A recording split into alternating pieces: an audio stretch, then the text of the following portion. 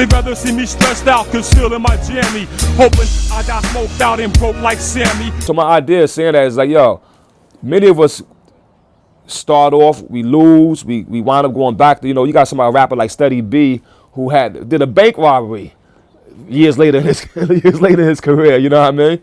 You got great artists that you know, we look at the Rat Pack like Sammy Davis Jr., who was a multi-millionaire. When he died, I read his book, when he died, his wife had to take his eye out of the socket and hide it. He had so much debt and no money. So people don't realize the possibilities of these things. But that also comes from living. You know, some of these artists are young. They don't even know about the change that they're gonna have to face later in hip hop, you know what I mean? Like right now, you're making money, say, you know, there's a point in hip hop you're making 100 grand a show, right? Then there's a point when you're down to 10 grand a show, okay? There's a point where nobody's calling you. And that's every artist. Every artist throughout history have gone through this cycle. But while you're in the middle coming up, you don't know where that road ends. Every egg ain't edible. That means, yo, you know, don't eat every pussy, kid. You know, the woman carries the egg, you know what I mean? But don't mean you gotta be sticking your tongue up every pussy. Every egg ain't edible. That's one way of looking at it. But another way of looking at it too is even the incredible edible egg, as they call it, you know what I mean, it's something that goes through a process of chemical treated. It's a very porous material, and it goes through all these chemical treatments to clean it, and the chemicals sink inside the egg, you know what I mean? So you have to be very careful about where you get your eggs from. And also some of the chickens that we're eating eggs from are actually genetically produced, or they're not farm raised, so you gotta, you know, be real careful. I only eat quail eggs, which is also representative of my pussy pickiness. Very finicky when it comes to licky licky on the litty clitty clitty. No, you know, I love to do it, hey, but it's just gotta be, it's gotta taste like edamame. Yeah, it gotta be clean, G. Yo, listen, Bobby.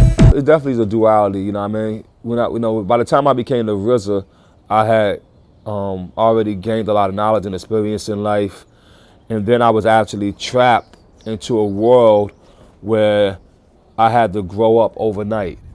You know what I mean? I became the CEO of a company, a young millionaire, a guy that had to guide the lives of 8 other brothers and careers and make sure they had what they needed for they could grow and prosper.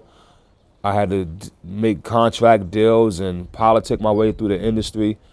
And I spent years of not having fun. You know what I mean? And if I count the years, I remember from 1992 up until about 1998, I was probably one of the most serious men on the planet.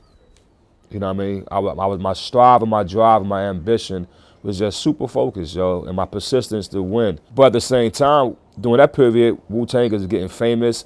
We going platinum, double platinum, Method Man's double platinum, and they're getting all this pussy, having all kinds of fun. They're buying cars. I'm only buying more equipment, investing into building up our company and stuff. You know what I mean? They're coming out with new leather coats. I got the same old jacket, the same old boot. If you look at some of the old videos, I actually look ugly. But I'm known in my neighborhood as a stylish dude. I'm the guy who had Gucci sneakers before anybody, polo suits and all these things. But when I became the RZA entity, this workman who had to complete this job, I let all that go. I didn't care about it. So when Bobby Digital had a chance to come and I signed that deal, I actually went back post who I was and used that inspiration for the character, for the lyrics, for the ideas. You know, so you notice, you know, he's talking more sex, he's talking more drugs, you know what I mean? If you look at my colors, you look at my album cover, you see me with the silver hats, I'm wearing $1,000 shirts, and I'm actually living out the millionaire life. I'm living in the Trump Plaza. You know, I started living it out because I missed it as the RZA. I use that character to kind of chronicle my life in a certain way, and also sometimes to escape and have fun. So those two personalities are basically 2 different points on the number line, in all reality. And sometimes those 2 personalities, which are 2 different points on the number line, you know, they actually catch up to each other. Don't even call me Bobby no more, man. My name is Prince Rakeem. Which means that now he's got knowledge of himself now. You know, before I became the RZA, I was known as Prince Rakeem. 18 years old, I was known as Prince Rakeem. And then I grew into the RZA,